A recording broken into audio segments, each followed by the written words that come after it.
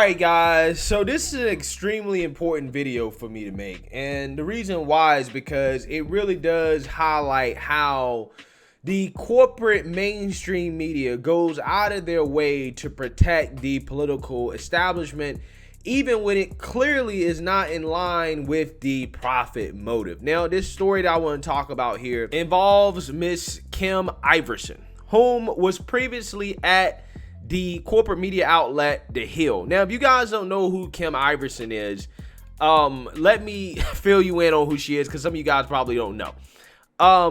Kim Iversen is somebody that I really admire, much the same way that I admire somebody like Tucker Carlson. There are just certain people out there that do this job, okay, of political commentary, and they routinely challenge the mainstream establishment narrative, and I think that that is important, and I aspire to be like Kim Iversen or Tucker Carlson. Those are people I look up to and say, wow, if I could do my job as well as they do their job, I would be very proud of myself, right? That is how highly I regard people like Tucker Carlson and Kim Iversen. Now, Kim, for full disclosure here, I don't know her. I've never spoken to her. I would like to one day, but I never have, okay? Just so you guys know that, you know, I don't know her, right? I'm just making this video because I think this situation is messed up.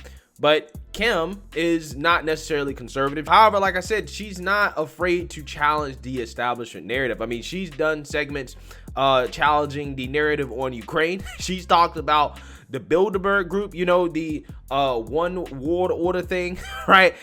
She's also challenged the narrative on COVID. And that is what we will be talking about today, as that has gotten her into some hot water, okay? Because as you can see here, you have news outlets like the Daily Beast labeling Kim Iversen a conspiracy theorist, okay? Now, Kim Iversen landed a job at The Hill after mainly doing her commentary and journalism on YouTube and other outlets, just basically being all alternative media independent. But she ended up getting a job at The Hill on their show Rising as a host. Now, this came after that show Rising was struggling heavily after their previous host, Crystal Ball and Sagar Anxiety, left to start their own show on YouTube.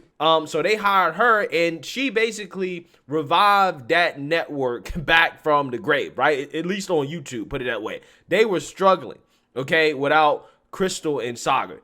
And they went and they hired her, and all of a sudden, they actually started getting views again. And the reason why is obvious. She was willing to challenge the mainstream liberal narrative, right?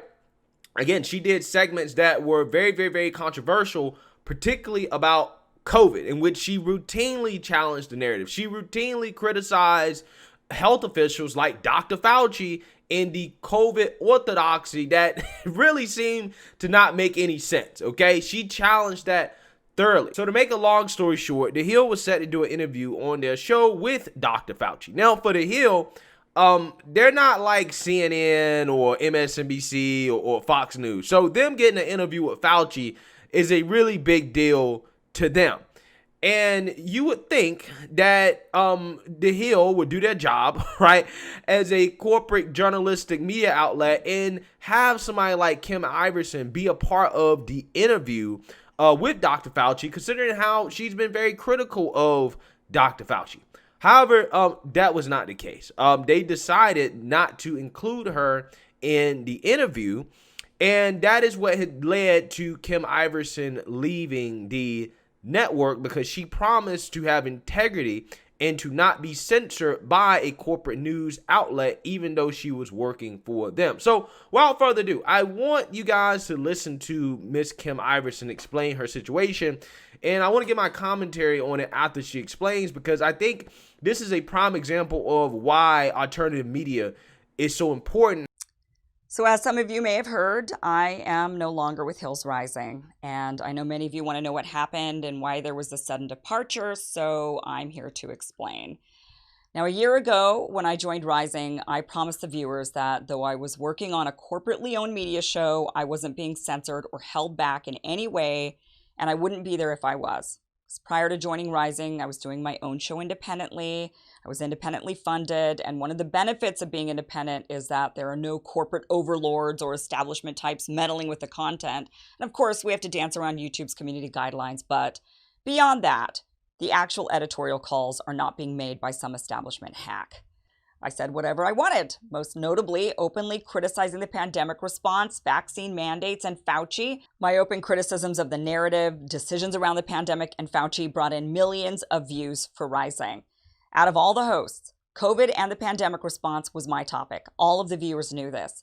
So when I found out Sunday night that Fauci was going to be on the show, I was excited. This was a moment I had waited for and viewers had waited for. I had questions that I wanted to ask him, like, does he still support mandates for these vaccines? With mRNAs not succeeding in ending the pandemic, why is he still pushing for them? And many more. I had a lot of questions. But then Sunday night, I got a call from the producers telling me that when they submitted for the interview a couple of weeks earlier, Fauci's team had asked who the hosts were going to be, and they didn't list my name. They told them Batya and Robbie would be the hosts. They said originally the interview was going to be earlier than when I typically show up, and so they didn't think to include me. Now, I dispute this because there have been numerous occasions when a guest who they know I would be particularly interested in talking with is scheduled early, and then they ask me if I want to join to be a part of that interview. Sometimes I say yes, sometimes I say no. But I think obviously interviewing Fauci of all people, it would have been one of those times to ask me. So I told the producers that they needed to go back to Fauci's team and tell them I'm in the interview. And if he won't agree to do it, then we make a segment about that. We say Fauci wouldn't face us, that it needed to be all of us or none of us, especially since the interview had been moved to later in the day when I'm there. So I made it clear that anything other than this would cause the viewers to lose trust in Rising, and trust is what matters most. The viewers had flocked to Rising for this content, and to let them down like this would just break their trust completely. So they seemed to understand this Sunday night. Now, the next morning, as I'm ready to join the show and I'm getting ready to do my radar and possibly interview Fauci, I got a phone call from the executive producer telling me that they had made the final decision to not approach Fauci's team, but to instead move forward with the interview without me. They wanted me to come on the show, record a couple of segments, then ask me to leave so that they could interview Fauci. And I expressed that this was a giant mistake, that the viewers would no longer trust the show, that I had told viewers I wouldn't be censored or held back. And how can I go back to the viewers after this and say with a straight face that I'm not being censored or limited? How am I supposed to do that? I mean, there were times in the past when viewers would accuse the show of holding me back or censoring me or limiting me, and it wasn't really the case. It was other circumstances that made it to where I wasn't in the segment. But in this particular case, that wasn't the situation. So what was I supposed to say to viewers after this? How could I say, yeah, it's corporate media, but trust me, guys, I'm not being censored or held back? I mean, up until this point, it was true, but after this, I wouldn't be able to say that. And that would make me a liar, and it would put my reputation at risk because I made promises to the viewers. And so, because of all of this, I am no longer with Rising. Yeah, this is a prime example of why you simply can't trust mainstream corporate media, okay? Because they clearly put Fauci and his feelings over Kim Iversen. Now, I personally believe, and again, I'm saying this, I don't have any evidence of this. This is purely speculation. I personally believe Fauci, when they were talking to The Hill and their executives about who was going to be allowed to interview him, they probably personally said, we don't want Kim Iversen interviewing him, right? She can't be a part of the segment, okay? And if she's a part of the segment, we're not going to participate.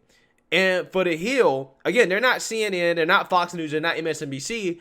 Having Fauci on is a big deal, okay? And if they can get Fauci on, that opens up the door for them to get other key administration officials on the show as well too. It's all about access, right? That's what a lot of stuff about. It's about access, okay? If you can get access to Fauci, you get access to others.